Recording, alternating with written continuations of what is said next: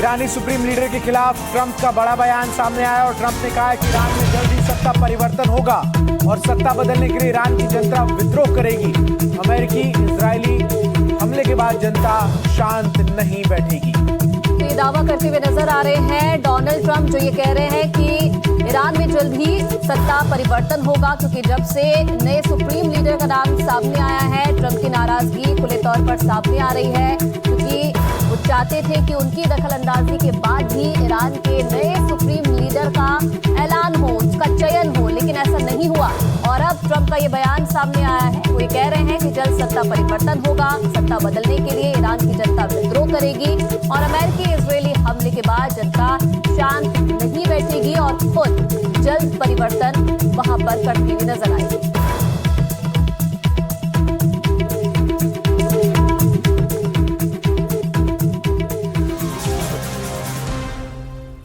अब देखिए, अमेरिका से ईरान की दूरी 11,000 किलोमीटर से भी ज्यादा है, लेकिन फिर भी अमेरिका में ईरान के हमले का डर बना हुआ है। ऐसी खबरें आई हैं कि एक बड़ा सवाल यह है कि ईरान के पास अगर 5,000 किलोमीटर की रेंज वाली भी मिसाइल और ड्रोन नहीं है, तो फिर अमेरिका में ईरान के हमले को लेकर डर की बात क्यों कही जा रही है? आखिर कौन ये आशंका जता रहा है और इसके पीछे की वजह क्या हो सकती है? ईरान आखिर अमेरिका पर 11 से 12,000 किलोमीटर दूर से कैसे हमला कर सकता है?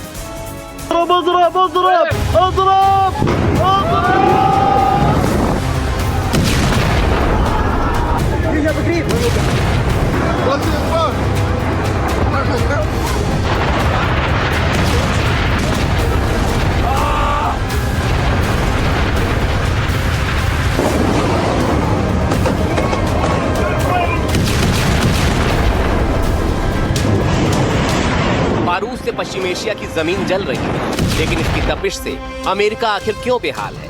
इसके पीछे FBI की एक चेतावनी, एक रिपोर्ट का हवाला दिया गया है, जिसके मुताबिक कैलिफोर्निया में अचानक ड्रोन हमले की कोशिश हो सकती है। हालांकि व्हाइट हाउस ने इसे अपुष्ट बताया। खबर यह भी आई कि अमेरिका के दक्षिण पश्चिम इलाकों में ईरान हमलों की साजिश रच सकता है। सवाल ये उठता है कि आखिर अमेरिका पर ईरान हमला कैसे कर सकता है, जबकि वो अमेरिका से 11,000 किलोमीटर से भी ज्यादा दूर बैठा है और उसके पास ऐसा कोई हथियार नहीं है जो 11 से 12,000 किलोमीटर दूर तक हमला कर सके। ईरान की सबसे घातक मिसाइल खुर्रमशहर भी अधिकतम 4,000 किलोमीटर तक ही मार कर सकती है। तो फिर अमेरिका में ऐसी आशंका, ऐसा डर क्यों उठा?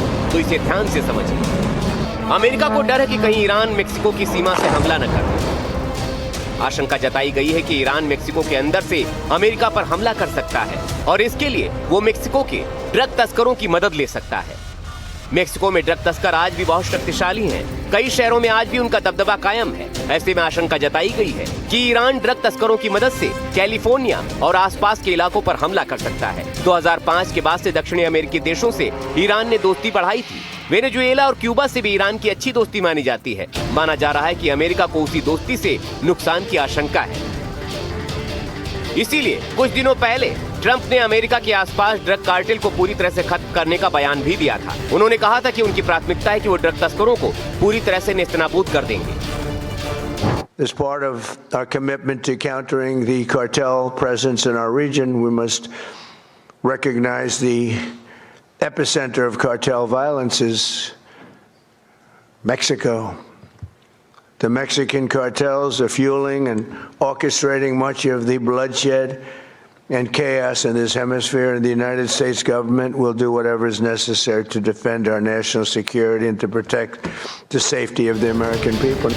फिलहाल अमेरिकी सरकार का कहना है कि देश के अंदर ईरान की तरफ से किसी भी हमले का कोई ठोस खतरा नहीं है, लेकिन फिर भी वो अलर्ट मोड पर है, क्योंकि जिस तरह अमेरिका ईरान को चारों तरफ से घेर कर मारने में जुटा है, इसी नीति पर घायल ईरान भी कदम उठा सकता है। Bureau report, NDTV India.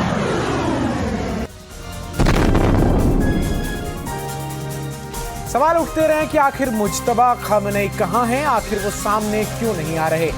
और इन्हीं सवालों के बीच जंग के कई दिन बाद मुज्तबा खामेनी का एक लिखित संदेश आया। वो संदेश जिसमें अमेरिका से लेकर इजरायल तक को गंभीर और घातक चेतावनियां दी गई। और अब मुज्तबा खामेनी को लेकर ईरान ने एक वीडियो जारी किया है, जिसमें मुज्तबा खामेनी को दिखाते हुए संदेश दिया गया।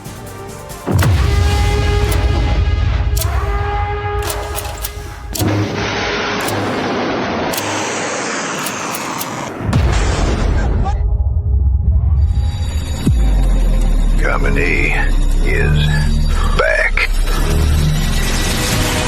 ईरान की तरफ से जारी किया गया ये एआई वीडियो पिछले 13 दिनों में इजराइल और अमेरिका के लिए सबसे बड़ा संदेश है।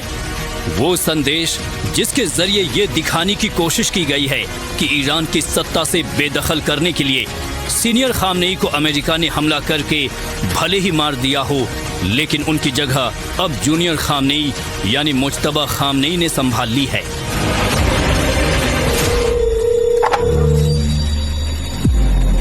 Khamenei is back. वीडियो के जरिए बिना कुछ अलग से बोले सिर्फ एक लाइन खामनेई इज बैक से ईरान ने अमेरिका और इजराइल को संदेश दे दिया है कि खामनेई का अस्तित्व खत्म नहीं हुआ है, वो फिर लौट आए हैं नई शक्ल और नए कमान के साथ। ये वीडियो ऐसे समय में आया है जब अमेरिका से लेकर इजराइल तक खामनेई के वजूद पर सवाल उठा रहे हैं। पहले कहा गया कि अगर मुज्तबा सही हैं तो सामने क्यों नहीं आते, लेकिन अब ट्रंप ने एक रेडियो इंटरव्यू में कहा है कि मुज्तबा जिंदा है। उन्होंने कहा, मुझे लगता है कि शायद वो जिंदा है और वो घायल है, वो किसी न किसी रूप में जरूर जिंदा होंगे। उनके साथ साथ इजराइल भी लगातार मुज्तबा को लेकर भड़काने वाला बयान दे रहा है। תוך זמן קצר חיסלנו את הצורר חמינאי וגם בכירים רבים במשטר הטרור.